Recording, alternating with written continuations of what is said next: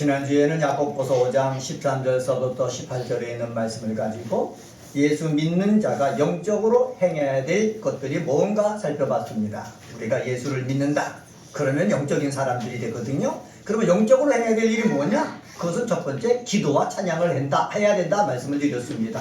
목사도 기도해야 되고 찬양도 해야 되고 우리 예수를 믿는 그리스도인들도 기도하면서 찬양하면서 삶을 살아야 된다 말씀드렸고, 두 번째는 바로 뭐냐? 온전함을 위해서 기도해야 된다고 말씀했습니다. 삶을 살다 보면은 병에 걸려갖고 몸에 아픔을 당할 때도 있고 사람 사이에 문제가 생길 때도 있고 그 다음에 사고로 인해서 고통을 당할 때도 있습니다. 그럴 때에 우리 믿음의 사람들이 온전함을 위해서 서로를 위해서 뭐 해줘야 된다? 기도해야 된다 말씀드렸고, 그리고 역사하는 힘이 큰 믿음의 기도를 해야 된다 말씀드렸습니다. 그래서 여러분들이 목사를 위해서 기도할 때 우리 이한우 목사가 당대상에서 기도를 할 때 믿음의 기도를 해가지고 역사가 나타나 병든 자가 낫고 귀신이 떠나가고 삶의 문제가 해결되어지고 그리고 하나님이 계획하고 계신 그 섭리를 우리 사랑하는 그리스도인들이 깨닫고 그래서 험한 세상이지만은 기쁘고 감사하는 마음으로 살아야 된다라는 말씀을 드렸습니다. 오늘은 히브리서 1장 1절서부터 3절에 있는 말씀 가지고 예수의 정체성을 알아 예수의 은혜를 덧입자라는 제목으로 말씀을 드리겠습니다. 한번 따라서 해봅시다. 예수의 정체성을 알아 예수의 정체성을 알아 예수의 은혜를 덧입자. 예수의 은혜를 덧입자. 네, 예수의 정체성, 여기 정체성이란 말이 나오죠. 정체성이라는 말은 어떤 뜻입니까? 그 사람이 어떤 사람인지 아는 거예요. 본질을 아는 거예요. 자기 본질을 아는 거예요. 그래서 예수님이 본질이 어떤 분인지 우리는 성경이 가르쳐주는 대로 우리는 알아가지고 그 본질의 그 은혜가 내 속에 삶 속에 나타나도록 하는 삶을 살아야 되겠다라는 것입니다. 우리 사람들은 다 자신의 정체성이 있어요. 저는요 이한우 목사입니다. 목사로서 정체성이 있죠. 그리고 한 가정의 남편으로서 정체성이 있죠. 그리고 아버지로서의 정체성이 있는 거예요. 이 정체성을 바로 알아야 가정에도 충실할 수도 있고 예배 목회에도 충실할 수도 있고 또 남편으로서 아버지로서 충실할 수가 있는 거예요. 우리 은혜가 꼽히는 교회에 나와서 믿음 생활하는 사랑하는 우리 그리스도인 여러분도 여러분의 정체성이 무엇인지 알아가지고 정말 예수 그리스도의 은혜를 덧입는 역사가 있게 되어지기를 주님의 이름으로 간절히 축원합니다. 이전에는 히브리서 기자가 뭐라고 말씀했냐면은 하나님의 뜻, 하나님의 계획은 선지자를 통해서 말씀했다 이렇게 얘기를 합니다. 1절 말씀 보세요. 1절 말씀해 보면은 옛적의 선지자를 통하여 여러 부분과 여러 모양으로 우리 조상들에게 말씀하신 하나님이, 이전에는 선지자를 통해서 말씀했습니다. 이 선지자에게는 이사야 선지자도 포함되고 에레미야 선지자도 포함되고 에스겔 선지자도 포함되고 호세아도 포함되고 그리고 신약에 와서는 누구도 세례 요한까지 포함되는 거예요. 이런 선지자를 통해서 말씀하셨다는 거지요. 그런데 예수님이 오신 이후에는 누구를 통해서 말씀하시느냐? 예수님을 통해서 말씀하신다라고 히브리서 기자는 1장에서 얘기하고 있습니다. 2절 상반절 한번 보세요. 2절 상반절에 보면은 이 모든 날 마지막에는 누구를 통하여 우리에게 말씀하신다고요? 아들을 통하여 말씀하신다 말씀하고 있습니다. 여기서 아들은 누굴 가리킵니까? 예수 그리스도를 가리키는 것입니다. 이전에 구약시대는 선지자를 통해서 하나님의 뜻을 알려줬지만은 하나님의 아들이신 예수님이 온 다음에는 누구를 통해서? 예수님을 통해서 하나님의 뜻을 알려주신다라고 성경은 얘기하고 있습니다. 그러면 이 땅에 육신을 입고 오신 예수 그리스도의 정체성은 무엇입니까? 하나님의 뜻을 어떻게 해요? 말씀해 주시는 분이다 라는 것을 알 수가 있지요. 이 예수님이 통해서 알려주시는 그 예수의 정체성, 예수님이 어떤 분이고 어떤 일을 하셨는지 이것을 알면은 우리가 예수를 믿고 세상 사는데 큰 힘이 되어진다라는 것입니다. 그러면은 예수님의 정체성이 무엇입니까? 첫 번째로 2절 하반절에 이렇게 말씀합니다. 이 아들을 어떻게 했습니까? 만물의 상속자로 세우시고 라고 얘기했습니다. 그래서 만유의 상속자로 세움받은 분입니다. 한번 따라서 해봅시다. 만유의 상속자로 만유의 상속 세움받은 분입니다. 세움받은 분입니다. 네, 예수님이 우리 인간의 몸을 입고 이 땅에 오셨는데 성경은 말하기를 우리 몸을 입고 이 땅에 오신 예수, 우리가 믿는 그 예수님은 만유의 모든 것의 상속자로 하나님이 아버지가 세워줬다라는 것입니다. 그러니까 예수님은 모든 것의 주인이라는 거예요. 이 믿음이 우리 속에 있어야 우리가 삶을 살 때 부족하고 연약한 것이 있으면은 모든 것의 주인이 되시는, 모든 것을 갖고 계시는 예수님 앞에 나가서 뭐 할 수 있습니까? 기도할 수가 있는 거예요. 예배할 수가 있는 거예요. 충성할 수가 있는 거예요. 그래서 우리가 믿는 예수는 모든 것의 어떤 분이다? 상속자다라는 사실 기억하시기를 바랍니다. 또 예수님은 어떤 분입니까? 거기 보면은 이렇게 말씀합니다. 그로 말미암아 모든 세계를 지으셨느니라. 모든 세계를 지으셨다라는 말은 무엇입니까? 온 우주를 지으신 분이라는 거죠. 한번 따라서 해봅시다. 온 우주를 지으신 분입니다. 네, 예수 그리스도는 온 우주를 지으신 분이에요. 나도 예수님이 지으시고 이 태양도 달도 별도 이 모든 것들을 누가 지으셨어요? 예수님께서 지으셨어요. 사도 요한은 요한복음 1장 3절에서 만물이 그로 말미암아 지은 바 되었으니 지은 것이 하나도 그가 없이는 된 것이 없다라고 말씀하셨거든요. 그러니까 예수 그리스도께서 말씀으로 모든 만물을 뭐 했다고요? 지으셨다는 거예요. 한번 따라서 해봅시다. 예수께서는 온 만물을 지으셨습니다. 지으셨다는 거예요. 말씀으로 지으셨다는 거예요. 창세기 1장 1절에 보면은 뭐라고 말합니까? 이렇게 말씀하고 있어요. 창세기 1장 1절에 보면은 태초에 어떻게 됐다고요?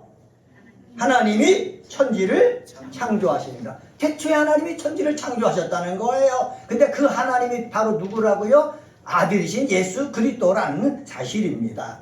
골로새서 1장 16절에 보면은 만물이 그에게 창조되되라고 얘기하고 있습니다. 그러니까 예수 그리스도는 이 세상을 창조하신 분이다라는 사실입니다. 상속자로 세우심 받은 분이고 창조하신 분이에요. 또 예수님은 어떤 분이냐? 3절 상반절에 보면 이렇게 말씀합니다. 하나님의 영광의 광채시다 이렇게 말씀하고 있습니다. 우리가 하나님을 볼 수는 없어요. 그런데 하나님의 계심을 알려주기 위해서 사람의 몸을 입고 예수님을 이 땅에 보내신 거예요. 그래서 예수님을 보면서 누구를 볼 수 있게 하셨다고요? 하나님을 볼 수 있게 하는 거예요. 그래서 예수님을 통해서 우리는 누구를 보는 것입니까? 하나님을 봐야 되는 거예요. 예수님이 말씀하셨잖아요. 사람의 말로 듣지 말고 누구의 말로 들어야 되는 거예요? 하나님의 말씀으로 들어야 되는 거예요. 이러한 확실한 예수의 정체성을 내가 분명히 알고 있다면은 예수님은 세움받은 분이다. 예수님은 세상을 창조하신 분이다. 예수 그리스도는 하나님의 영광의 광채다. 라는 것을 분명히 안다면은 내가 예수를 믿을 때에 예수님을 통해서 어떤 것을 덧입어야 되는지 알 수가 있다는 거예요. 여러분, 이곳에 와서 하나님 앞에 예배 드릴 때에 예수 이름을 부르며 기도할 때에 예수 이름을 부르며 찬양할 때에 정말로 하나님을 볼 수 있는 하나님의 은혜를 느낄 수 있는 저와 여러분이 되기를 주의 이름으로 간절히 축원합니다. 그러면은 세움받고 창조하시고 하나님의 영광인 광채이신 예수님이 이 땅에 오셔서 하신 일이 무엇입니까? 그 하신 일을 우리가 덧입는 것이 중요하거든요. 첫 번째로 한번 따라서 해봅시다. 예수님이 하신 일은 어떤 일인가? 3절 중반절 같이 한번 읽어보겠습니다. 3절 중반절 보면은 그의 능력의 말씀으로부터 시작. 그의 능력의 말씀으로 만물을 붙드시고 죄를 정결하게 하는 일을 하시고 높은 곳에 계신 지극히 크신 이의 우편에 앉으셨느니라. 아멘. 여기 보면은 첫 번째로 그의 능력의 말씀으로 어떻게 해요? 만물을 어떻게 했습니까? 붙드신다고 그랬어요. 만물을 붙드신다라는 말은 뭐냐? 나르다, 운반하다라는 의미를 지니고 있는 단어입니다. 그 나르고 있는 대상에 대해서 관리와 지배의 힘이 미치고 있다는 거예요. 다시 말하면 예수님께서 만물을 붙드신다는 말은 예수님의 힘과 모든 것들이 미치고 있다는 거예요. 저 지금 우크라이나와 러시아가 싸우지 않습니까? 또 중동에 보면은 이스라엘과 바벨론에 있는 사람들, 그 다음에 이스라엘 땅에 살고 있는 그러한 팔레스타인 사람들, 그런 사람들과 싸우고 있어요. 그들이 주인인 것 같지만은 모든 곳에 주인이 되시는 분은 누구라고요? 예수 그리스도라는 거예요. 성자 예수님이라는 거예요. 이런 것들을 예수님께서 뭐 하신다고요? 붙드신다는 거예요. 지배하고 있다는 거예요. 예수님의 힘이 미치고 있다는 거예요. 그러면 세상 사람들은 이럴 겁니다. 이럴 겁니다. 왜 악한 사람들을 세워가지고 선한 사람들을 힘들게 합니까? 우리 생각은 그래요. 그러나 이 세상에 예수님께서 지배를 하기 때문에 다 누구의 섭리대로 모든 것을 지배해 나가신다고요? 하나님의 섭리대로 지배해 나가시는 거예요. 하나님의 섭리로 지배해 나가기 위해서 예수님이 하시는 것이 있는데 그것은 바로 뭐냐? 능력의 말씀으로 일하고 있다는 거예요. 이것을 우리는 믿어야 되는 것입니다. 한번 따라서 해봅시다. 예수님은 지금도 능력의 말씀으로 일하시고 계십니다. 이 믿음이 있어야 되는 거예요. 그래서 우크라이나 속에 전쟁이 일어나고 중동 지역에서 전쟁이 일어나고 기후 변화가 심하고 그래도 우리 세상이 곧 망하는 것이 아니야 이런 느낌이 들어도 그런 일 속에서 우리 예수 그리스도는 능력의 말씀으로 뭐 하고 계신다? 일하고 계신다라는 사실입니다. 그래서 우리는 예수 믿는 사람은 예수 안에서 평안하면 되는 거예요. 예수님한테 맡기고 나의 할 일을 오늘 하면 되는 거예요. 공부하는 사람은 공부하고 가정에서 살림하는 사람은 살림하고 나가서 일하는 사람은 일을 하면 되는 거예요. 그날에 해야 될 충실한 일들을 충실하게 감당하면 되는 거예요. 왜? 우리 예수님은 능력의 말씀으로 모든 것들을 지배하고 붙들고 일하시고 계시기 때문에 다시 한번 따라서 해봅시다. 예수님은 능력의 말씀으로 일하고 계십니다. 네, 그러면은 예수님이 다른 데서만 일하고 계십니까? 아니에요. 저에게도 일하고 계시고요. 여러분에게도 일하고 계시는 거예요. 이 믿음이 있어야 되는 거예요. 우리가 은혜가 꽃피는 교회가 시작한 지 얼마 되지 않지 않습니까? 사람들이 별로 없어요. 그래도요, 우리는요, 실망할 필요가 없어요. 낙심할 필요가 없어요. 왜냐하면 능력의 말씀으로 예수님은 뭐하고 계시기 때문에, 일하고 계시기 때문에. 예수님이 일하게 되면은요, 여름철 되면은요, 나뭇잎이 파릇파릇해집니다. 가을철 되면은요, 열매가 맺힙니다. 그리고요, 추수를 하게 되는 거예요. 분명히 파릇파릇해지고 열매가 맺히고 추수할 때가 우리 교회에도 임하게 될 것입니다. 그뿐만 아니라 여러분의 삶도 마찬가지입니다. 여러분이 예수를 믿으면서 오늘 예배 드리잖아요. 예배를 드릴 때 왔다가 그냥 가는 것 같지만은 예수님께서 여러분 삶 속에서 지배하셔서 여러분의 하는 일을 지배하셔서 능력의 말씀으로 일하신다는 사실이에요. 이 확신이 있어야 되는 것입니다. 그래서 삶을 살다가 어렵고 힘든 일이 생기면은 예수님 능력의 말씀으로 내 속에 들어와 나의 삶 속에 들어와 일하여 주시옵소서. 기도해야 되는 거예요. 제가 늘 기도하는 제목이 무엇입니까? 제가 늘 기도하는 제목 가운데 하나가 이것입니다. 말씀의 지식과 말씀의 능력과 말씀의 지혜를 주시옵소서. 늘 기도하고 있거든요. 말씀의 지식과 말씀의 지혜와 말씀의 능력이 내 속에 들어와서 이것이 나갈 때에 성도들에게 은혜가 되는 거고 하나님의 음성을 듣게 되는 것이고 하나님이 주시는 그 복을 받게 되는 것이기 때문에 그래요. 저에게만 그렇습니까? 아니에요. 여러분들이 인 삶의 자리에서 일을 할 때에 예수님께서 여러분에게 능력의 말씀으로 손을 내밀어서 힘을 더해 주신다는 사실 확신하시기를 주님의 이름으로 간절히 축원합니다. 그래서 예수님이 말씀으로 일하시는 그 능력을 여러분 덧입게 되어지기를 바랍니다. 낙심하지 마세요. 절망하지 마세요. 불평하지 마세요. 예수님이 여러분을 도와주십니다. 또 여기서 예수님이 하신 일이 무엇입니까? 죄를 정결하게 하는 일을 하십니다. 한번 따라서 해봅시다. 죄를 정결하게 하십니다. 히브리서는요, 죄를 정결하게 하는 일을 하시고 라고 하고 있습니다. 그런데 제가 주석서를 찾아보니까는 우리가 성경을 우리가 쓸 때에 여러 가지 번역 성경들이 있어요. 번역 성경들이 있는데 소문자 성경들이 있어요. 소문자 번역 성경들을 속에 보면은 어떤 말이 첨부되어 있냐면은 그 자신으로 말미암아 라는 말이 첨부되어 있는 거예요. 다시 말하면은 예수님께서는 예수님 자신으로 말미암아 죄를 정결하게 하는 일을 하신다라는 거예요.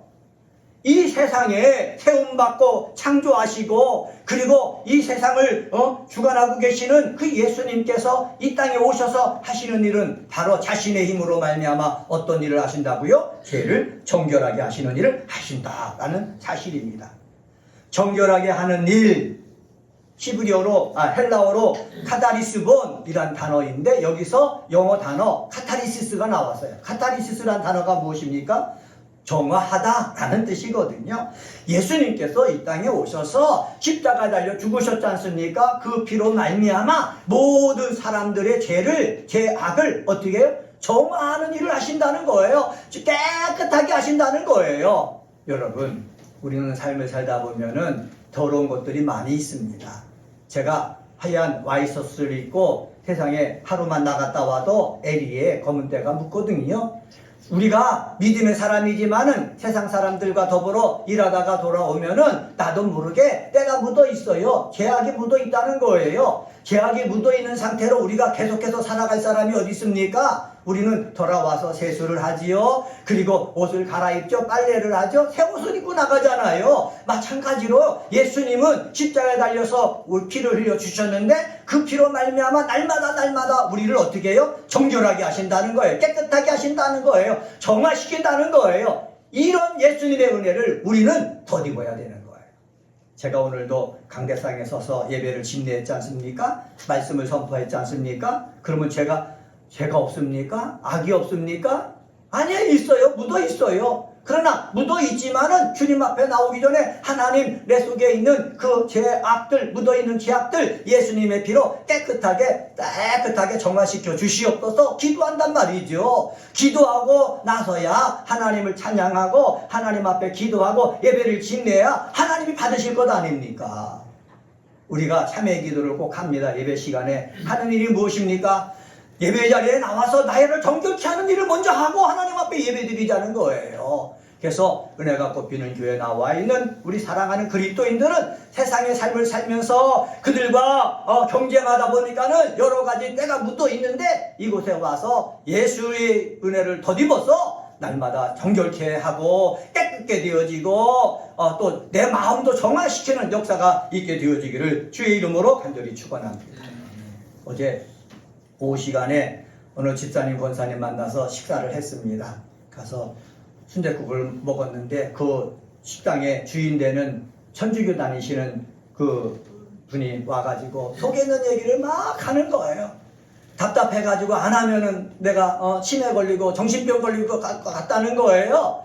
그것을 하거든요. 그렇게 말을 해서라도 어떻게 해요? 자기 속에 있는 그 무거운 짐을 풀고 싶은 거예요. 우리는 말해서 푸는 것이 아니라 누구 앞에 말해서? 예수님 앞에 내 모든 답답한 것들 쌓여있는 것들을 말해가지고 내 속을 어떻게 깨끗하게 정화시키면은 내일의 삶을 살아갈 때에 힘이 생긴다라는 사실을 기억하시길 바랍니다. 그래서 내 죄를 정결케 하시는 예수의 은혜를 덧입는 저와 여러분이 되어지기를 예수님의 이름으로 간절히 축원합니다. 그리고 마지막으로 세 번째로 예수님이 은혜를 덧입어야 될 것이 있습니다. 그것은 바로 뭐냐? 예수님은 권능으로 다스리신다라는 거예요. 여기 보면은 뭐냐? 지극히 크신 이의 우편에 앉으셨느니라 말씀했거든요. 히브리서 12장 2절에 봐도 하나님 보좌 우편에 예수님은 앉아 계신다고 말씀드렸습니다. 하나님 보좌 우편에 앉아 계신다라는 말은 뭐냐? 하나님께서 이 세상을 창조하신 분이라고 그랬죠? 세움받은 분이라고 그랬죠? 그러나 말로만 이 세상에 세움받고 창조하신 분이 아니라 지금 하나님 아버지 우편에 앉아 계셔가지고 이 세상을 다스리는 분인 거예요. 이 세상을 다스린다라는 말에는 이 세상을 심판하실 분이다라는 거예요. 심판한다는 말은 무엇입니까? 우리의 억울함을 해결해 주신다는 거예요. 뭐로? 권능으로. 우리가 육체를 가지고 이 세상 삶을 살아나갈 때에 우리의 억울함을 해결해 줄 사람은 없어요. 육체를 가지고 있을 때 법이 해결해 줍니까? 아니에요. 힘 있는 자이 해결해 줍니까? 아니에요. 법과 힘 있는 사람들, 가진 사람들은요, 약점 잡힌 사람들을 붙잡고요, 자기 마음대로 주무르려고 해요. 그러니까 우리는 답답할 수밖에 없는 거예요. 답답해가지고요, 정신적으로 문제가 되고요, 또 세상적으로 문제가 되니까는 의기소침해가지고 우리 대대로의 삶을 살 수가 없게 되거든요. 그렇지만은 여기 보면은 하나님 보좌 우편에 앉아 계신 예수님께서 권능으로 뭘 다스린다는 거예요. 심판한다는 거예요. 심판할 때 어떻게 해요? 바르게 심판하신다는 거예요. 공의와 정의대로 심판하신다는 거예요. 이것을 우리는 덧입어야 된다는 거예요. 왜 덧입어야 됩니까? 세상에는 굳게 판결하는 것이 있지만은 우리 모든 것을 아시는 우리 예수님께서 심판하실 때는요, 바르게 심판하신 것을 믿기 때문에 그것을 우리는 바라보면서 지금 억울함이 있더라도 참고 견디고 이겨나가고 내 삶을 살아갈 수가 있는 거예요. 권능으로 다스리신다라는 말은 뭐냐? 하나님이, 예수님이 다 어떻게 억울하지 않게 다 심판하기 때문에 절망하지 말고 오늘의 자리에서 힘을 내며 살라라는 뜻이 담겨져 있는 거예요. 예수님을 통해서 덧입어야 될 은혜가 무엇입니까? 허리띠를 졸라매고 다시 오늘 내일을 살아가는 거예요. 한번 따라서 해봅시다. 예수의 이름으로 허리띠를 졸라매고 내일 새로운 마음으로 살아갑시다.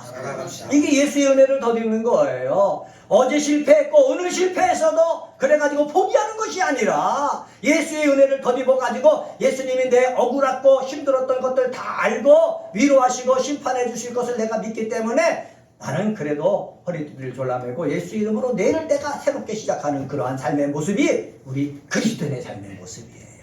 이런 삶의 모습이 저와 여러분 속에 있게 되어지기를 주의 이름으로 간절히 축원합니다. 오늘은 히브리서 1장 1절서부터 3절에 있는 말씀 가지고 예수의 정체성을 알아 예수의 은혜를 덧입자라는 제목으로 말씀을 전했습니다. 그러면 예수의 정체성이 뭐라고 말씀드렸습니까? 만유의 상속자로 세움받은 분이다. 온 우주를 지으신 창조주이시다. 하나님의 영광의 광채시다 라고 말씀드렸습니다. 이런 예수님의 은혜를 덧입어야 되는데 덧입어야 될 것이 무엇입니까? 예수님은 능력의 말씀으로 일하고 계신다. 능력의 말씀을 덧입어야 되겠고, 예수님은 우리 죄를 정결하게 하신다고 말씀했으니 정결함을 입어야 되겠고, 그리고 권능으로 다스린다고 했으니 세상이 내 편을 대지 않고 내가 절망하고 낙심하고 원망하지 말고 예수님께서 알아서 바르게 심판해 주실 줄 믿고 위로함 받고 내일의 삶을 새롭게 살아가야 되겠습니다. 이러한 복된 그리스도인들이 다 되시기를 예수님의 이름으로 축복합니다. 기도하시겠습니다.